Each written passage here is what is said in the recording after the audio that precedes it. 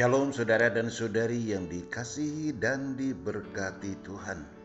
Jumpa lagi dalam Indri Injil dan Inspirasi hari ini, hari Jumat dalam pekan biasa yang ke-21. Kita akan mendengarkan sabda Tuhan dan renungan yang dipersembahkan oleh Romo Sabto Margono dari Gereja Santa Maria Sragen, Keuskupan Agung Semarang. Kita awali dengan tanda kemenangan Kristus dalam nama Bapa dan Putra dan Roh Kudus. Amin. Hai jemaat Tuhan Yesus Kristus yang budiman, kali ini adalah jumpa perdana dalam Injil dan Inspirasi hari ini. Aku, Romo Wijaya dari Gereja Santa Maria, hendak melontarkan butir-butir permenungan sedikit. Selanjutnya, marilah kita sadari bahwa sementara ini kita semua masih harus berhadapan dengan pandemi corona. Boleh saja keadaan ini sungguh menjadi kesadaran real untuk kita semua. Namun demikian, olah rohani dari hari ke hari tidak boleh berhenti kendati kita ada dalam suasana pandemi. Selanjutnya, permenungan kita kali ini dibuka dengan mengutip nubuat dari Nabi Yeremia. Adapun topik kita kali ini adalah rajin berbuat baik.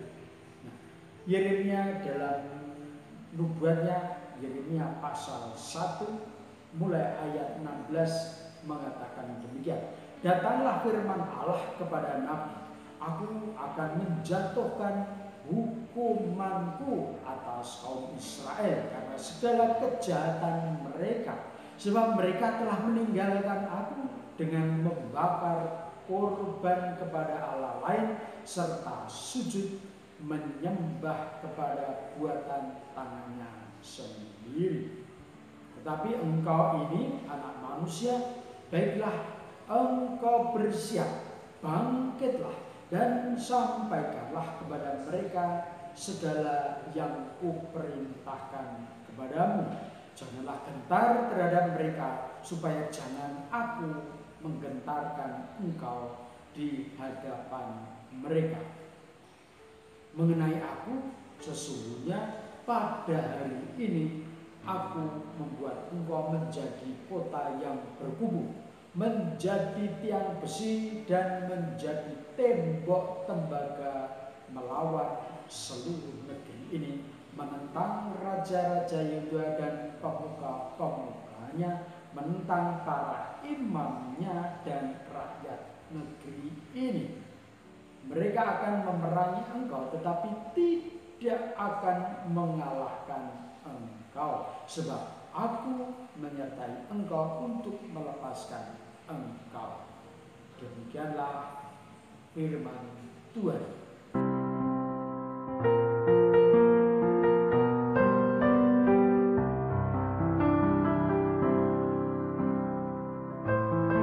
Jemaat Kristus yang budiman, firman tadi dikumandangkan adalah sabda dengan kata-kata yang tegas dan sekaligus membuat hati itu tergetar. Apa sebab? Ada nada ancaman, sabda yang tertuju kepada Israel pada zaman itu, pada zaman Nabi Yeremia adalah ancaman. Atau kalau dalam ungkapan kata yang lebih halus, itu adalah peringatan bahwa bangsa ini akan mengalami malapetaka. Pilihan tindakan serta keputusan yang selama ini dibuat adalah cenderung sesat. Dalam bahasa agama adalah pilihan salah dan dosa. Dalam arti tertentu, semua itu hanya membuat mereka blusuk dalam kehidupan yang semakin susah dan nestapa. Nah, agar hal seperti ini dimungkinkan untuk dihindari, malapetaka dapat dihindari asal Israel itu mengubah sikap dan pola perilaku hidup. Untuk maksud itulah sang nabi kemudian diutus. Nabi Yeremia harus mengingatkan Israel, membimbing mereka untuk bertobat. Bahkan lebih dari itu, karena seperti yang dikehendaki oleh Tuhan Allah sendiri, Nabi mempunyai banyak tugas. Disabdakan pada pasal yang sama demikian, ketahuilah pada hari ini aku mengangkat engkau atas bangsa-bangsa, atas kerajaan-kerajaan, untuk mencabut dan merobohkan, untuk membinasakan dan meruntuhkan, serta untuk membangun dan menanam. Nah, jemaat Tuhan Yesus yang budiman, perkara ini mengapa diangkat? Ya, karena dalam kesempatan ini kita akan lebih jauh mengerti, mencoba mengupas lebih mendalam hidup dan pengalaman Santo Yohanes Pembaptis. Pada hari ini tanggal 29 Agustus oleh Gereja Katolik, Yohanes diperingati dalam kemartirannya. Bagaimana ia berteguh hati menapaki jalan hidup seperti itu, seperti yang tergambar dalam nubuat Yesaya. Mengapa dalam hal ini sengaja nubuat Yesaya dikutip? Karena nampak sekali dua pribadi ini atau dua kutipan ini, dua pengalaman hidup ini berdekatan, yaitu mereka berteguh hati berhadapan dengan kondisi hidup yang sulit. Kita lewat renungan singkat kali ini bukan pertama-tama hendak mengagumi kemartiran Yohanes. Tidak, bukan sisi itu yang diulas, tetapi bahwa ia teguh hati, ia menjadi perlu dan selayaknya kita hayati juga di zaman ini saat kita berhadapan dengan pandemi. Masa hidup kita warna dominannya adalah pandemi. Catatan mengenai kemartiran Yohanes didapat di Injil Markus. Misalnya sebagaimana muncul dalam pasal yang ke-6 ayat 17. Sebab memang Herodes lah yang menyuruh orang menangkap Yohanes dan membelenggunya di penjara berhubung dengan peristiwa Herodias istri Filipus saudaranya, karena Herodes telah mengambilnya sebagai istri. Karena Yohanes pernah menegur Herodes, tidak halal engkau mengambil istri saudaranya. Karena itu Herodias menaruh dendam pada Yohanes. Namun Herodes segan pada Yohanes karena tahu bahwa Yohanes adalah orang yang benar dan suci. Jadi ia melindungi. Tetapi apabila ia mendengar Yohanes, hatinya selalu terombang-ambing. Namun ia merasa senang juga mendengarkan dia. Nah, jemaat Tuhan Yesus Kristus yang budiman, ada dua bahkan tiga hal yang dapat disebut dan disimpan sebagai butir refleksi.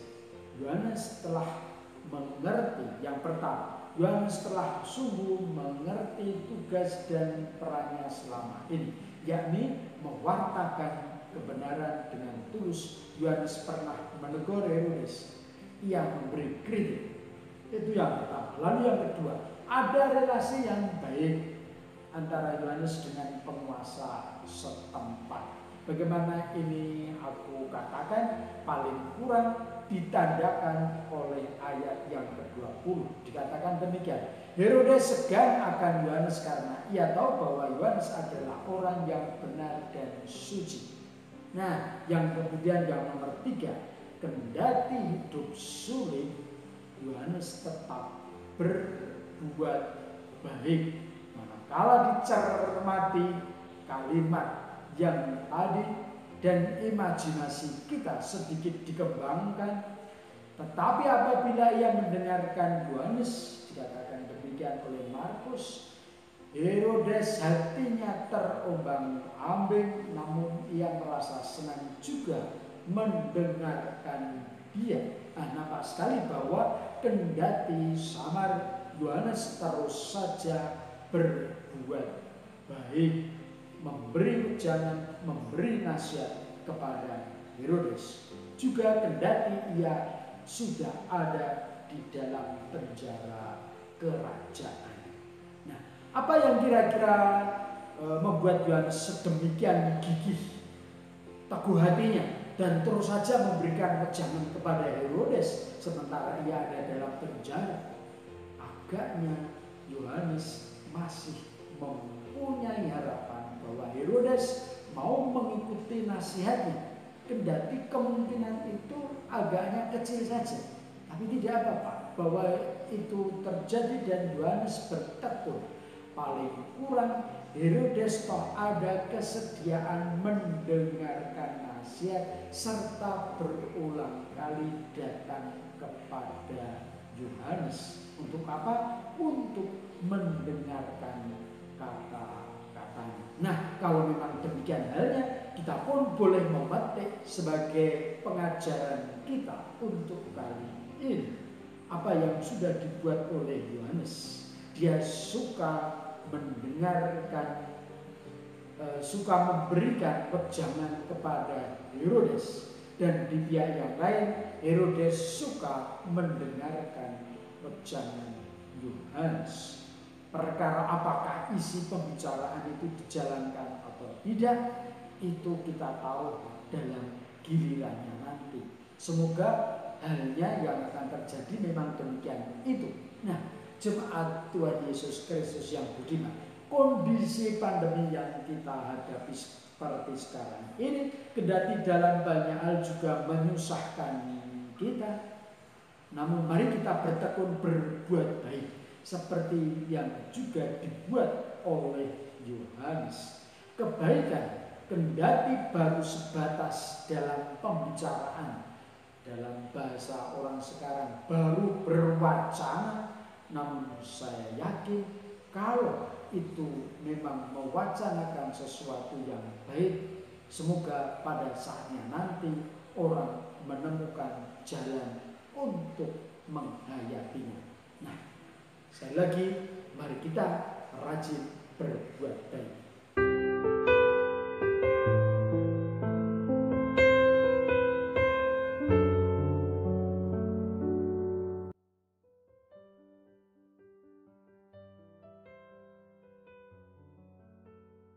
Saudara-saudari, demikianlah Inri hari ini.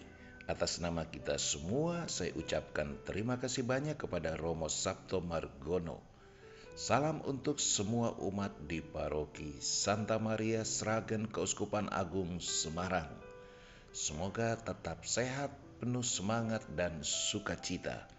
Saudara-saudari, silakan meneruskan renungan Inri ini kepada sesama anggota keluarga, teman dan sahabat di dalam komunitas dan kerukunan, sehingga firman Tuhan semakin didengarkan oleh banyak orang. Selamat beraktivitas, Tuhan Yesus memberkati kita. Dalam nama Bapa dan Putra dan Roh Kudus. Amin.